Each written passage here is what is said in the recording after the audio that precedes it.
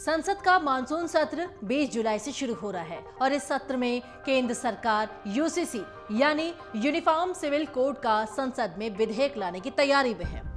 देखा जाए तो लोकसभा में बीजेपी बहुमत में है, लेकिन राज्यसभा में पेच अभी भी फंस सकता है। लोकसभा में नंबर गेम में बीजेपी बाजी मार जाएगी, लेकिन राज्यसभा का नंबर गेम बीजेपी के लिए परेशानी का सबब बन सकता है। संसद के दोनों सदन में अगर यूसीसी संबंधित बिल पर वोटिंग होती है तो तस्वीरें कैसी होंगी, इसका अंदाजा राजनीतिक पंडित कुछ इस तरीके से लगा रहे हैं। लोकसभा में अकेले बीजेपी के 300 सांसद हैं। एनडीए के घटक दलों को अगर जोड़ दिया जाए तो आंकड़ा 350 का पहुंचता है और इसलिए यहां पर बिल पारित होने में कोई अड़चन नहीं आएगी। लेकिन राज्यसभा में तस्वीर बिल्कुल लोकसभा के उलट होगी बीजेपी के लिए, या यूं कह सकते हैं कि राज्यसभा में भी असली परीक्षा होगी। राज्यसभा के नंबर गेम की बात करें तो 8 सीटें जहां पर रिक्त हैं और कुल सदस्य संख्या 237 है, यानी अगर राज्यसभा से कोई बिल पारित कराना है तो 119 सदस्यों के समर्थन की जरूरत होगी। बीजेपी के सांसदों की बात करें तो राज्यसभा में मात्र 91 सांसद ही हैं और गठबंधन सहयोगियों की सीटें भी मिली तो आंकड़ा 108 तक ही पहुंचेगा। ऐसे में बीजेपी को 11 सांसदों के समर्थन की ओर जरूरत होगी और इधर आम आदमी पार्टी की राज्यसभा में 10 सांसद हैं और पार्टी ने यूसीसी का समर्थन करने का ऐलान भी कर दिया है और साथ ही साथ उद्धव वाली शिवसेना का भी इस मुद्दे पर सरकार को समर्थन है।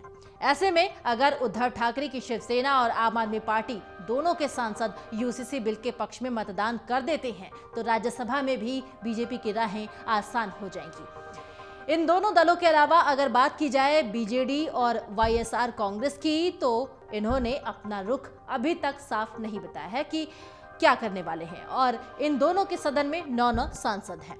राज्यसभा में 10 सीटों के लिए 24 जुलाई को वोटिंग भी होनी है, लेकिन ऐसा लगता है कि इसका बहुत असर बीजेपी के पक्ष में नहीं दिखाई पड़ेगा। राज्यसभा में राजनीतिक दलों की स्थिति की अगर बात करें तो कांग्रेस के अभी 31 सांसद हैं और टीएमसी के 12, डीएमके के 10, जेडीयू के 5, एनसीपी के 4, उद्धव शिवसेना के 3, सपा के 3, इंडियन मुस्लिम लीग के 1 सांसद हैं और साथ ही साथ लेफ्ट के 2, झारखंड मुक्ति मोर्चा के 2, केरल कांग्रेस के 1 और राष्ट्रीय जनता दल के 6 सांसद हैं। अब देखना यह होगा कि मानसून सत्र में यूसीसी को लेकर किस तरीके का रुख दूसरी पार्टियों का होता है।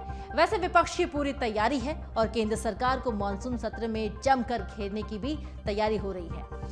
अगर सदन की कार्रवाई भली भांति चली तो निश्चित तौर पर यूसीसी पर कोई तस्वीर साफ होती दिखाई पड़ेगी। यूनिफॉर्म सिविल कोड बीजेपी के घोषणा पत्र में तब से है जब से बीजेपी जनसंघ के रूप में जानी जाती थी और अब प्रधानमंत्री मोदी के इस पर बयान देने के बाद निश्चित ही विधेयक की तैयारी हो रही है। 2024 चुनाव में राम मंदिर के बाद अगर कोई बड़ा मुद्दा इन दिनों छाया हुआ है तो वो है यूसीसी यानी समान नागरिक संहिता का मुद्दा। अमर उजाला अब आपके टीवी पर भी।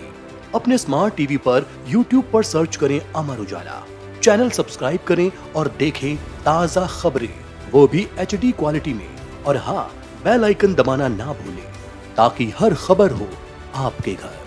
अमर उजाला, निष्पक्ष, निर्भीक, निरंतर।